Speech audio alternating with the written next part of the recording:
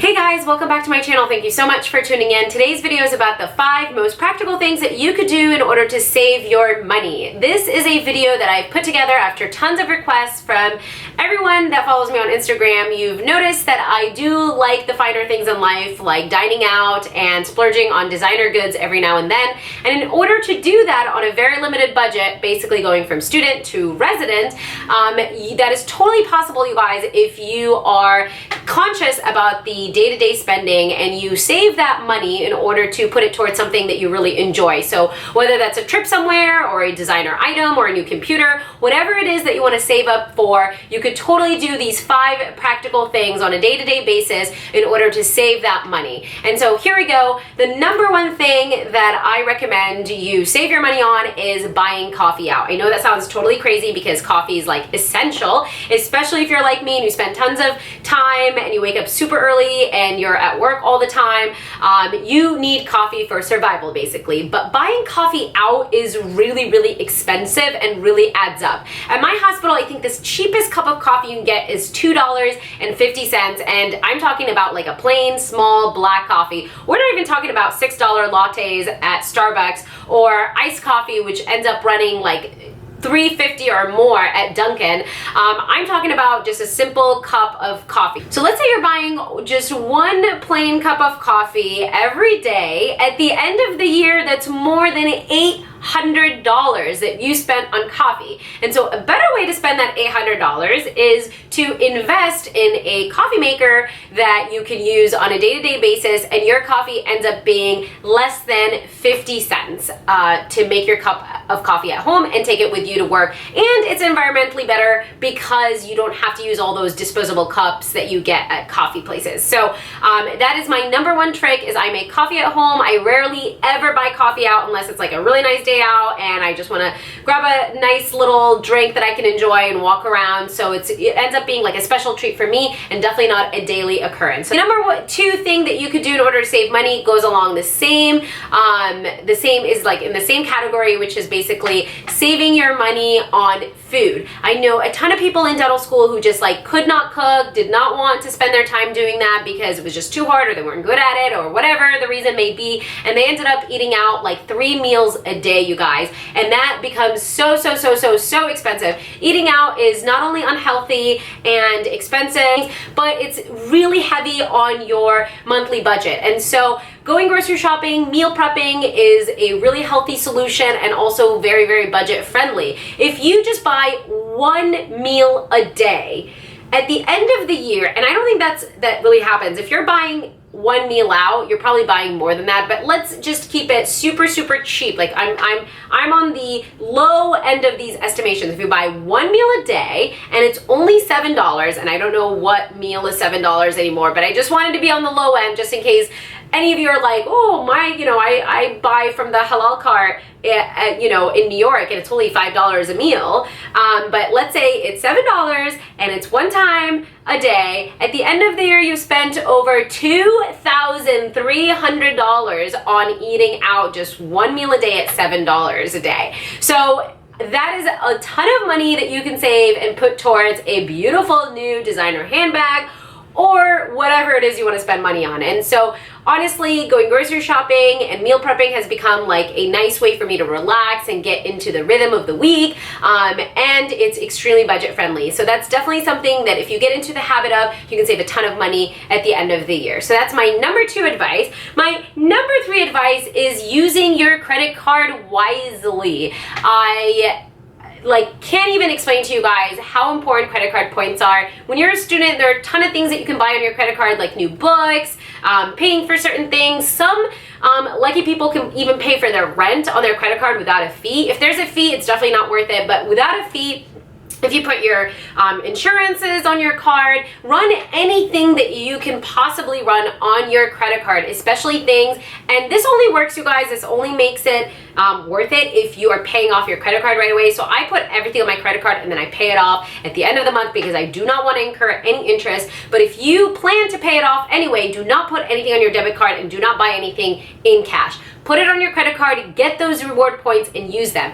I started out with Chase Sapphire, and then now I use my Chase my Chase rewards for all sorts of rewards, and especially for me, it's such a great card for like traveling. But there's so many other cards out there. This is not like a promotional video for Chase or anything like that. I'm not even going to go into the details of like the rewards of this card. Maybe I'll do another video on that. If you guys are interested, let me know in the comments. But my Chase card basically pays for most of my flights. I put everything on my Chase card, and then I use it for travel specifically. There's other cards that are really good for cash back. There's cards that are good for all sorts of other things. But if you want to travel, I did a ton of research, and I figured that my Chase Reserve, I actually upgraded from the Sapphire to the Reserve recently because the Reserve gives me even better rewards on my travel. I utilize that to pay for pretty much all of my flights. And you guys know I live in Boston, my family's in California, so I travel a lot from coast to coast, and it gets super expensive.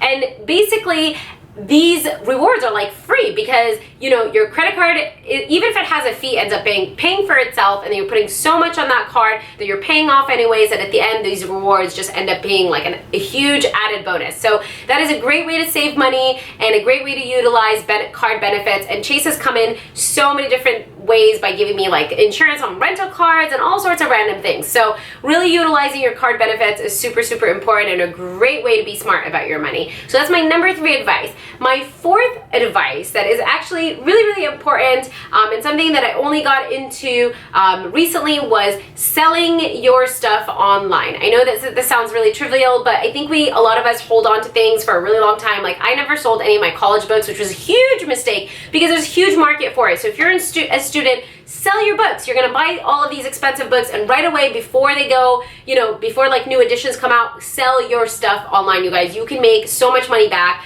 When I was in college, I was really into Burberry, and about like for graduation, I asked for a Burberry handbag, which I really loved for many, many years and used it. And then I got these like matching ballerina flats. And then after a while, I was, you know, just like not into Burberry anymore. And so this is just an example. I ended up selling all of my Burberry stuff, and I think I only lost like 30% on all of those items because people love, especially if you take care of your stuff, people are really into buying pre-loved items, and especially if it's an item that's going to retain its value, sell it, sell it, sell it if you're not using it, because I ended up selling all of the stuff that I wasn't using and put it towards something new that I really, really, really wanted, and it was basically like an even exchange, which is a great solution. And so trust me, even if you think, oh, I don't have very much, your college books, your old laptop, your old cell phone, don't hold on to this stuff, you guys. Sell it, sell it, sell it, sell it, especially while it still has value. Sell all of your stuff online. Use websites like eBay, Poshmark. You can do things like Tradesy, tons of different online options. You can even use free apps that don't even take commission, like Facebook Marketplace or Craigslist. Lots of different ways to sell. Just be really smart about selling. Don't ever give your house address when you sell. Just be safe about who you sell to, who you ship to, all of that stuff. And be smart about what you sell, but sell your things. You can, at the end of the year, basically save a ton of stuff and then end up putting that towards things that you actually want to buy. So that's my 4th advice. My 5th and final advice is transportation.